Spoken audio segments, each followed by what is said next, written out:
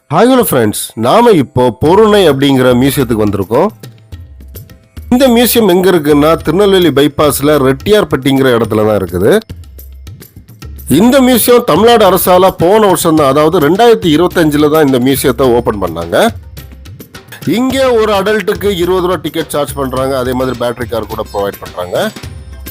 இந்த மியூசியத்துல தாமிரபரணி பக்கத்துல இருக்கிற ஆதிச்சநல்லூர் கொர்க்கை போன்ற இடத்துல அகழ்வாராய்ச்சியில தோண்டி எடுக்கப்பட்ட பொருட்கள் தான் வச்சிருக்காங்க. இங்க ஒரு 3D தியேட்டர் கூட வச்சிருக்காங்க. இங்க பொருணை பத்தி உள்ள எல்லா டீட்டெயிலுமே நமக்கு எக்ஸ்பிளைன் பண்ணி கொடுக்குறாங்க. இந்த மியூசியம் மொத்தம் 67 கோடி ரூபாய் செலவுல தமிழ்நாடு அரசு கட்டியிருக்காங்க. நாம நிறையவே கேள்விப்பட்டிருப்போம் ஆதிச்சநல்லூர் முதுமக்கள் தாழின்னு. அந்த உண்மையான முதுமக்கள் தாழிகளை இந்த மியூசியத்துல தான் வச்சிருக்காங்க. இது மொத்த 13 ஏக்கர் பரப்பளவுல இந்த மியூசியம் அமைஞ்சிருக்குது.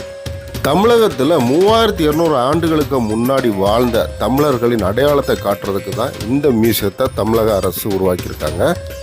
வழக்கமாக குழந்தைங்களுக்கு சில மியூசியம் பிடிக்காது. பட் இந்த மியூசியம் கண்டிப்பாக குழந்தைகள்ல இருந்து பெரியவங்க வரைக்கும் கண்டிப்பாக பார்க்க வேண்டிய ஒன்று. ஏன்னா அவ்வளவு படிமங்கள் இங்கே வச்சுருக்காங்க. அது இல்லாமல் நிறைய குழந்தைகளுக்கான என்டர்டெயின்மெண்ட் கேம்ஸ், அப்புறம் 3D 7D தியேட்டர்ஸ் கூட இங்கே இருக்குது. நீங்களும் திருநெல்வேலி, நாகர்கோவில், தூத்துக்குடி பக்கம் போனீங்கன்னா இந்த பைபாஸில் இருக்கிற மியூசியத்தை கண்டிப்பாக பாருங்கள். நாம் ஒரு தமிழங்கிற உணர்வு இதில் கண்டிப்பாக இருக்கும்.